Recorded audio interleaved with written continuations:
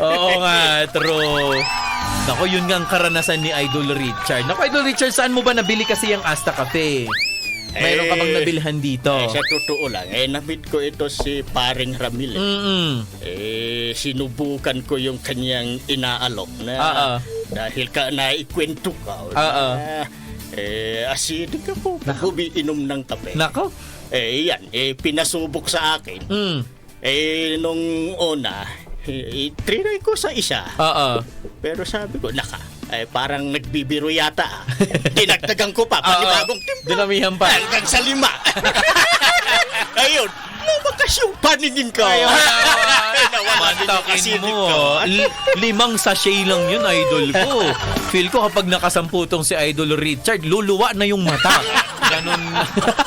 Totoo yun, totoo. Kaya kailangan na niya magsalamin para makontrol. Oo, para makontrol. Ayan ang dahilan. Kaya lagi akong nagsusuot ng eyeglass. Regular may eyesight. Ayun naman. Naku, at syempre, pero ito ang good news natin, Idol Richard. Alam ko, pinatikim lang to ni Idol Ramil sa'yo. Pero, sa kagandahang palad, marami ka nang mabibilhan dito sa Baguio City. Ito mga idol ko, babanggitin ko yung mga sumusunod na lugar na maaari nating pagbilhan nitong Asta Cafe dito muna sa Baguio City. Meron po tayo dyan sa may Orion Drugstore na nagkaroon ng free taste sila Idol Ramil. Nako, kamusta pala yung event na yun, Idol Ramil? Nakita ko yung mga picture ang daming tao.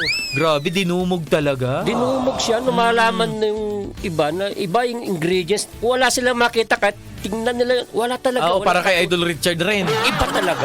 Oo, iba talaga. Oo, naku yan mga idol ko, maaari niyong mabili sa Orion Drugstore sa may Lacandula. Meron na rin po tayo sa Cure de Liera Generic Pharmacy, barehong sa Lacandula at Kayang branches. We also have at Buenaventura Pharmacy sa may Public Market, ABP's Best Med Pharmacy, Megilens Canteen, Pharma Essential Drugstore, JKB Pharmacy, My BM Pharmacy at maging sa Sniper Gym, dyan po sa may Plaza Natalia Building sa may Nagilian Road. Naku, kaya sa mga Idol Richard, maaari mong mabili dun sa mga bilihan na yun. Ha? Hindi ko pala problema kung gusto kong magkape. Oo. Magpupunta ako sa Orion, magdala na lang ako ng thermos. Ayan.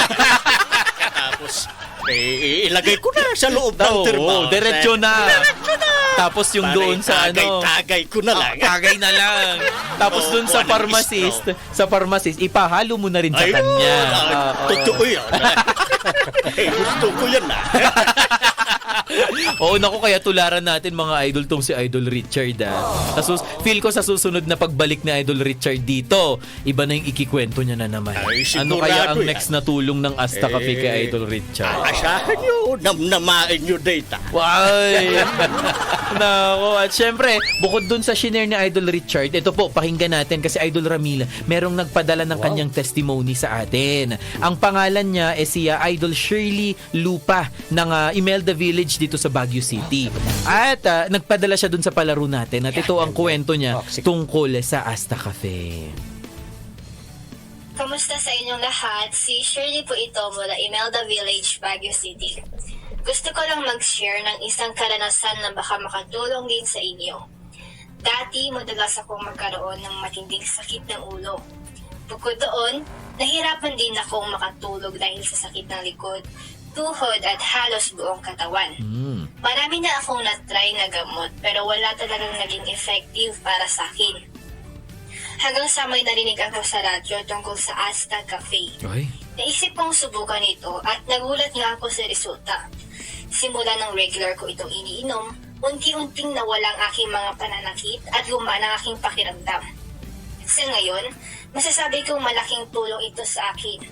Kung may mga katulad kong problema kayo, baka gusto nyo din itong i-consider. Salamat sa pakikinig. Ayun, grabe.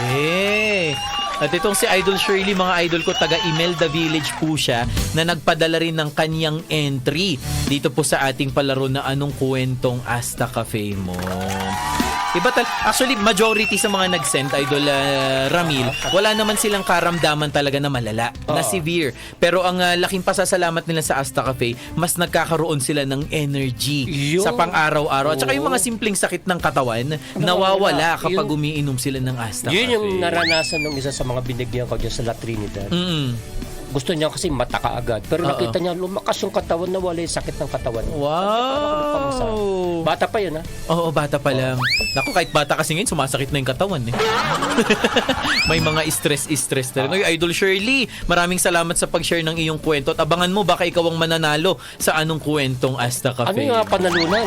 Nako, ito na. Mga idol, bakit nga ba ang sobrang rami ng mga nagpapadala ng mga entries? Kasi po, tuloy-tuloy pa rin tayo sa ating palaro na anong kwentong Asta Cafe mo? Idol ko, kapag may kwento kayo tungkol sa Asta Cafe tulad ng kay Idol Shirley o maging kay Idol Richard, ipadala nyo na po yan sa ating official Facebook page, DJ Atom Attic, or di kaya naman po sa ating official Facebook page, that's IFM Space Baguio. Ano bang ipapadala, Idol Atom? Ipapadala nyo lang po ang inyong picture kasama ang Asta Cafe. So, hawak-hawak nyo po ang Asta Cafe, either naka-box or naka-sachet. Tapos, after nun, magpadala po kayo ng audio recording, parang yung ginawa ni Idol Shirley kanina. Yeah. Tapos, syempre, pag ipapadala nyo yun sa ating official Facebook page, Idol, isasama nyo na rin po ang inyong buong pangalan, buong address, at maging ang inyong contact number. At, kapag kayo ang napili next week na to, Idol Ramil, grabe. Kapag kayo ang napili next week, maaari po kayong manalo ng tumataginting na 1,500 pesos. At hindi lang yun, mag-uuwi rin po kayo ng regalo galing sa Asta Cafe. At bukod doon, syempre, imbitahin rin po namin kayo na makipagkwentuhan sa amin ni Idol Ramil at Idol Richard on air. Opo, isi-share nyo po yung kwento nyo dito sa ating programang Bakit Taktakan. Yung hindi mabubunot, Idol, mag-uuwi rin yan ng kape. Ayan, Idol ko. Kung magpadala naman kayo, at syempre, isa lang po ang winner natin, huwag kayong mag-alala dahil hindi kayo uuwing luhaan. Yeah. Ayaw ng Asta Cafe yan. Kaya sa mga nagpadala, automatic meron na po kayong kape galing sa Asta Cafe. Isang box yan, Idol ko. Oo, yan ang mapapanalunan mo. At syempre, hindi pa po tayo tapos dahil Thursday pa lang. Yung promo po natin ay matatapos to by next week. October 30. Ayan, dyan po natin idodraw kung sino ang mananalo. At syempre, by second week of November, malalaman na po natin kung kayo na ba ang nanalo sa ating palarong anong kwentong Asta Cafe mo. Sasali ka doon, Idol Richard? Ay, sus, kung pwede. Pwede yan. Pwede. Sasali ako. At syempre, ipasali na rin po natin lahat ng kakilala natin na gumagamit ng Asta Cafe. Basta lagi nating tatandaan, Idol ko, Basta Cafe, Asta Cafe. Naku, maraming salamat, Idol Ramil, Idol Richard. Feel ko, hindi pa po ito ang last na magkakasama tayong tatlo. Excited ako kung sino yung next nating guest. Kaninong boses na naman kaya ang ating mapapakinggan? Meron yung bago. Oo, meron yan. Baka babae yung next. Pinahirapan.